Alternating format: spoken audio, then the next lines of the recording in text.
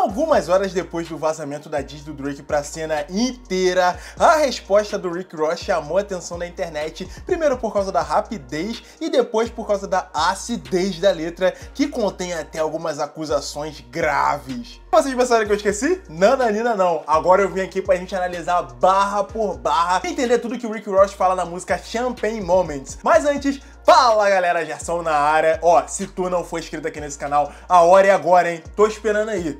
Se inscreveu? Beleza, então deixa o like aí antes do vídeo começar, ativa as notificações, me segue nas redes sociais e como vocês sabem, o pai também solta umas barras de vez em quando não, agora tá ficando bem mais frequente aí. Mas enfim, soltei uma música chamada Preto Não Anda de Cabeça Baixa. No final desse vídeo eu vou deixar a tela final pra você assistir lá no outro canal, adicionar na tua playlist, pai bola e tamo junto, pessoal. Antes de tudo, rapaziada, eu acho importante a gente dar uma pincelada aqui na relação entre o Drake e o Rick Ross desde os primórdios, e isso aqui também vai ajudar a gente a entender um pouco da letra. Em 2010, algum tempo depois do Drake largar aquela malhação canadense que ele fazia lá, a novelinha lá adolescente, ele começou a despontar como um dos grandes rappers da cena, né? Ele começou a aparecer bastante. Só que lá na gringa, se você apareceu numa matéria ou numa capa de alguma revista de hip hop, você provavelmente vai ser visto pela cena como uma promessa. E foi o que aconteceu com o Drake quando ele apareceu na capa da XXL Magazine. O Rick Ross gostou do perfil do cara e sabe aqueles mano que chega tipo, ó, pô, gostei de você, hein? Qualquer dia a gente faz um feat. Só que no caso do Rick Ross não era uma promessa não, ele realmente queria fazer um feat com Drake. E pouco tempo depois saiu a música Aston Martin Music.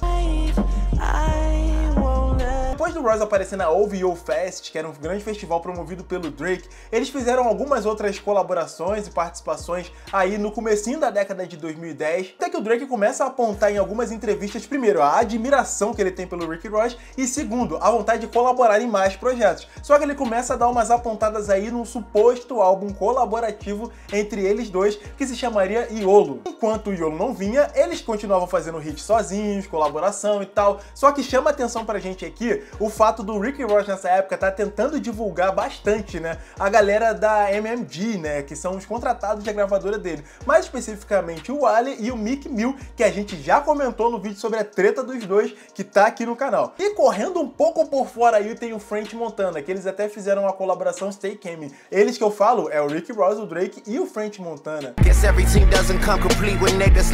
Daí, no final de 2015, o Drake declara uma guerra aí contra o Meek Mill. E aí, ao ser perguntado em várias entrevistas sobre o que o Rick Ross achava daquilo tudo, ele meio que não falava nada. Só que teve um dia que o cara hablou. E quando ele hablou, eu acho que azedou aí um pouco a relação deles. Tanto é que pouco tempo depois o Ross soltou que já tinha acabado a briga do Meek Mill com o Drake e ele também não tava de mal com o Drake. Ninguém nem tinha perguntado se ele tava de mal com o Drake, mas ele foi lá e entregou. E depois de algumas outras colaborações entre o Rick Ross e o Drake, lá pra 2021 voltam as conversas sobre o álbum colaborativo que se estenderam mais ou menos até o começo desse ano de 2024. Ó, se estenderam até o começo do ano de 2024, pra vocês verem que a treta dos dois é recente. Porque o Rick Ross, como todo mundo sabe, terminou o seu relacionamento com a Christina Mackey, com a modelo Christina Mackey, que aí balançou aí a internet, porque depois de ter terminado, o Drake foi lá e mandou alguns ingressos VIPs pra ela ir pro show dele que teve em Miami, enfim. Não se sabe direito o motivo da briga deles agora, antes das diss, mas eu acho que eu tenho uma noção aqui e isso o próprio Rick Ross falou na letra. Então, sabendo disso tudo, bora pra análise. Começa assim, ó.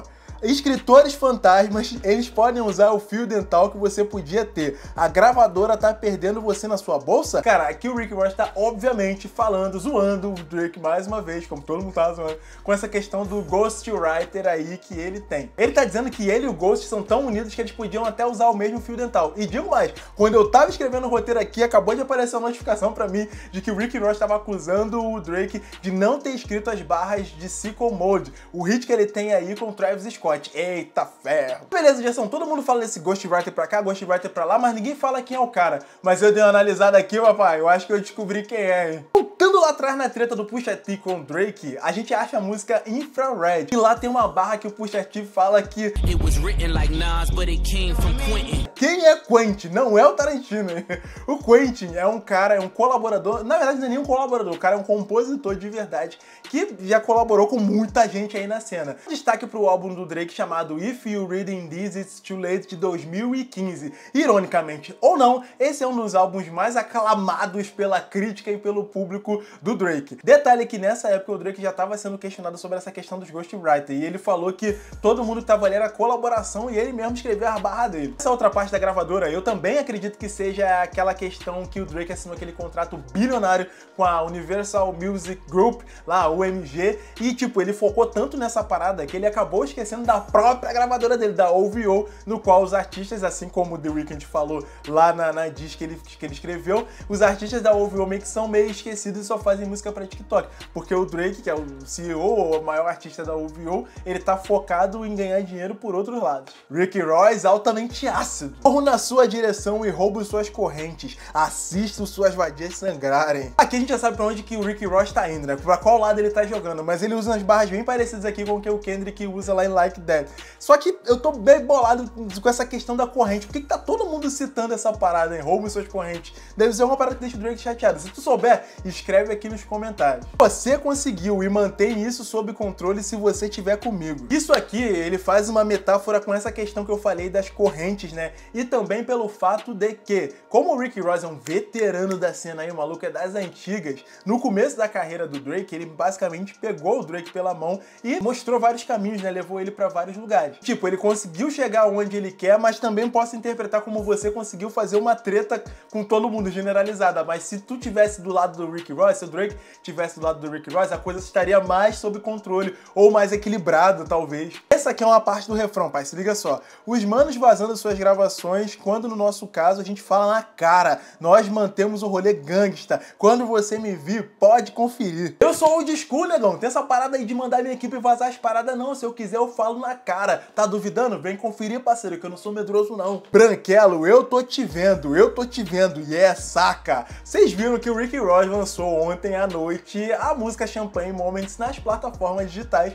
com essa foto aqui do Drake completamente branco. Isso aqui a gente vai ver muito durante a disc, que várias vezes o Rick Ross questiona a negritude do Drake. Só que pra gente entender melhor, vamos pra uma linha aqui rapidinho de história afro. O Drake, ele é considerado lá nos Estados Unidos um light skin, tá ligado? Que é um cara preto com a pele mais clara, assim como vários outros artistas aí que a gente conhece, que lá nos Estados Unidos eles são negros, mas eles são considerados, dentro da classificação, eles são considerados light skin. Na verdade, lá na gringa, todo mundo tem basicamente uma classificação da classificação dentro da sua raça, saca? Por exemplo, quando eu fui lá no passado e eu quis me misturar com os negão lá, eu era considerado um dark skin, que é um cara retinto, né, que a gente pode chamar aqui como retinto, mas também eles falavam que eu tinha descendência ou jamaicana ou haitiana. Quando eles ficavam sabendo que eu era brasileiro, eles ficavam de bobeira. E levantar essa bola da negritude do Drake não foi uma novidade, não. Vários outros rappers já levantaram isso, com destaque, claro, pro Pusha T, na sua faixa The Story of a Didon, no qual ele fica em dúvida se o Drake é branco ou se o Drake é preto. Gosto dos movimentos dele, mas nunca teve que brigar na escola. Essa barra aqui já conversa diretamente com a outra, porque aqui o Rick Ross está questionando a criação do Drake. O Drake, ele é filho de pai preto e mãe branca. O pai dele é o Dennis Graham e a mãe dele é a Sandy. O Dennis, ele era um músico bastante conhecido aí nos anos 70 e 80 por ele ser o baterista do Jerry Lee Lewis, que era um maluco do jazz aí, um pianista bem conhecido lá fora. E a Sandy, a mãe dele, era uma professora, o que leva a gente a entender que ele não teve uma condição tão ruim quanto boa parte dos rappers que se destacam na cena. Então Rick Ross meio que tá querendo dizer que o Drake não é o que ele vende, tá ligado? Ele pode vender que ele é um gangsta boladão, ou então que ele é um cara que tem vasta experiência na rua, mas na verdade ele é um moleque criado num apartamento com todos os luxos e as mordomias necessárias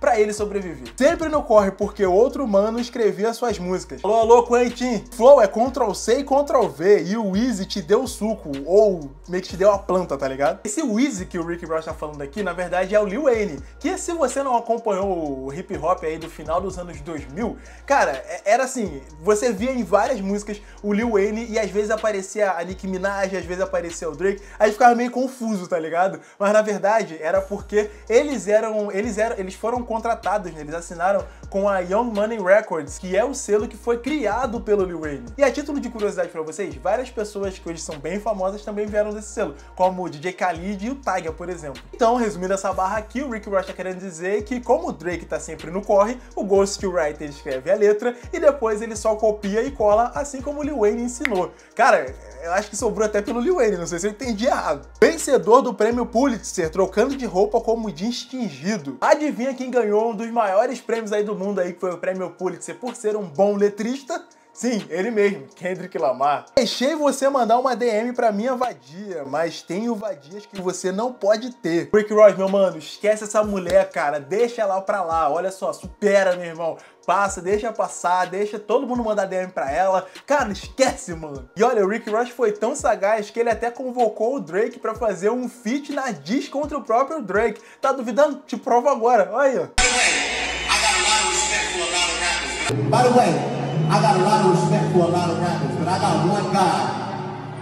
He's my favorite person to rap with on any song. His name is Rick Ross. Você nunca vai querer ser um negro de qualquer maneira, mano. É por isso que você fez uma operação pra deixar o seu nariz menor que o nariz do seu pai, mano. Cara, essa parada aqui é pesada, porque ele tá meio que falando que o Drake, ele foi o que a gente chama de afroconveniente, tá ligado? Ele meio que usou a comunidade preta e a comunidade do hip hop pra se crescer. Mas uma vez que ele ganhou dinheiro pra isso, ele começou a se embranquecer. Tanto é que ele fez uma plástica no nariz. Vamos botar uma foto aqui do Drake no começo da carreira e do Drake agora. Vocês acham que ele fez realmente plástica? Comenta também aí embaixo aí pra eu ficar ligado. Agora, rapazinho, presta atenção nessa parte aqui, porque eu acredito que esteja aqui a resposta de toda a treta entre eles dois. E não foi por causa da Christina, da ex-mulher do Rick Ross, não. Eu acho que foi por causa disso aqui, olha só. Eu parei de te seguir, mano, porque você mandou a droga do cessar e desistir pro French Montana. Mano, você mandou a polícia, mano, detestando o meu parceiro, cara. Vou traduzir aqui esse cessar e desistir, mas na verdade isso aqui se chama Cease and Desist, que na verdade é um documento ou uma intimação que qualquer pessoa física ou jurídica lá nos Estados Unidos pode mandar para uma outra pessoa no intuito que essa pessoa pare imediatamente de fazer o que ela tá fazendo, seja essa atividade remunerada ou não. Se essa pessoa não parar, ela vai se ver com a justiça e vai se ver feio. Ou seja, pelo que o Rick Ross tá falando aqui, o Drake mandou essa parada pro French Montana. Eu acho que a coisa ficou tão feia que até a polícia rolou junto. Você deve sua vida ao filho do Stunna, mano. Isso aqui renderia um vídeo à parte, mas só pra resumir rapidinho pra vocês, esse Stunna, na verdade, é o rapper Birdman, que é o fundador da Cash Money Records, junto com seu irmão Slim, que foi um dos responsáveis, né, por ajudar a revelar o Drake lá no final dos anos 2000. A grande treta aqui é que o Birdman e o Rick Ross, eles já não se dão há muito tempo, e eles até trocam várias farpas aí pela mídia. E aí, quando o Drake lança Push-Ups, quando vaza, né, a música Push-Ups sábado passado, o Birdman foi lá nos stories e postou todo o apoio ao Drake. Aí o Rick Ross aproveitou a oportunidade e falou, ó,